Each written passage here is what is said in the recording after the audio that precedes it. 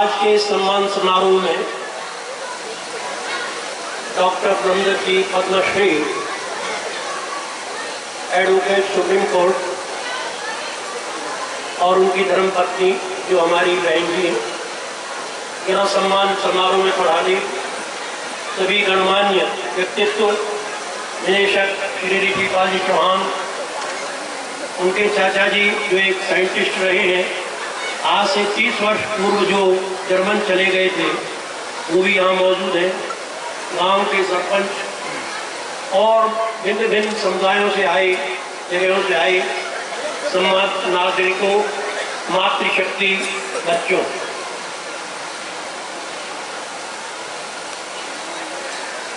हर व्यक्ति कुछ लेकर पैदा होता है और हर व्यक्ति को पूरा समय मिलता है कुछ करके दिखाए, कोई उसको रोकता नहीं है। और जैसा उसका संचित क्रियमाण कर्म, एक योग दर्शन का सूत्र है कि जो पूर्व जन्म के संस्कार है वो भी लेकर के आता है।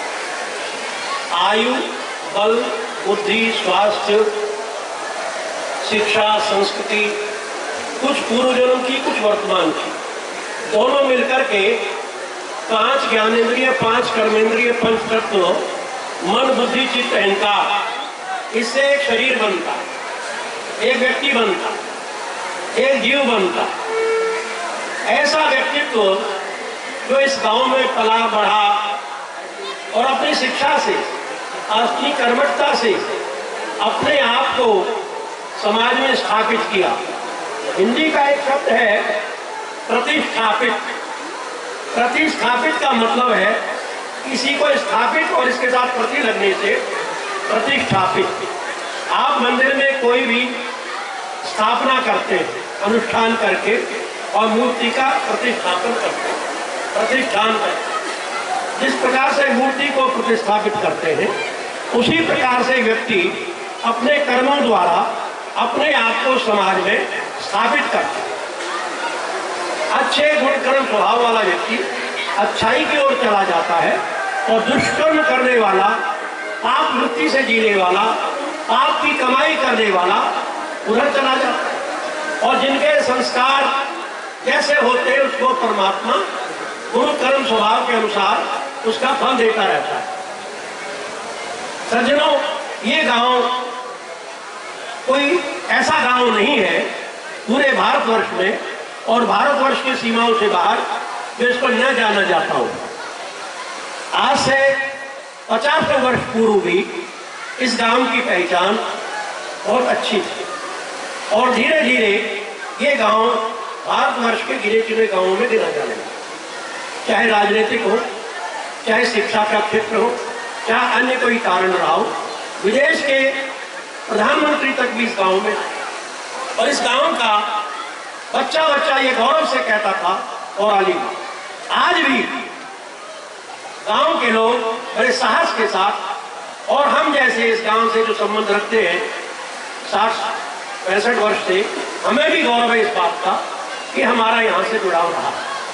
तो राजपूत, चाहे वो क्षत्रिय बिरादरी कहिए, राजपूत कहिए, ये गौरव के साथ कह सकते हैं कि कुरारी गांव ने ऐसे जीव पैदा किए जिन्होंने गुण कर्म स्वभाव के अनुसार समाज में स्थान पाया और अपने कुल को, अपने वंश को, अपने माता पिता को और गांव को रोशन किया। सम्मान मिलता है जब बीज खेत में बोया जाता है, एक बीज से कई बीज पैदा होते हैं, हजारों बीज पैदा होते हैं। इसी प्रकार से डॉक्टर ब्रह्मदत्त जी ने इन्हीं खेत खलिहानों में, इन्हीं गलियों में और इसी वातावरण में रह करके अपने आप को स्थापित किया और अपने गुण कर्म स्वभाव से अपने आप को भारत सरकार द्वारा सम्मान, गांव में तो बहुत लोगों का सम्मान होता है, और एक देश की सरकार जिसको भारत सरकार कहते हैं, यदि वो किसी का सम्मान करती है, वो एक अहम मसला होता है।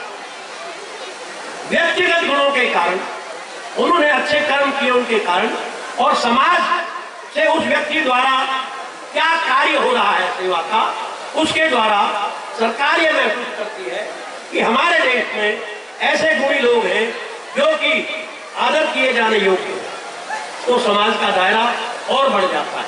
मैं माननीय डॉक्टर साहब का इस अवसर पर बहुत सम्मानित अभिनंदन करता हूँ कि इन्होंने समाज में ऐसे उन कर्मों की स्थापना के लिए ये फूल और ये शाल कुछ नहीं, जो इतिहास स्वर्णाक्षरों में लिखा जाता है भारत के इतिहास में, वो एक अविस्मरणीय है, वो ऐतिहासिक है, वो साधारण कार्य करने से नहीं मिलता है।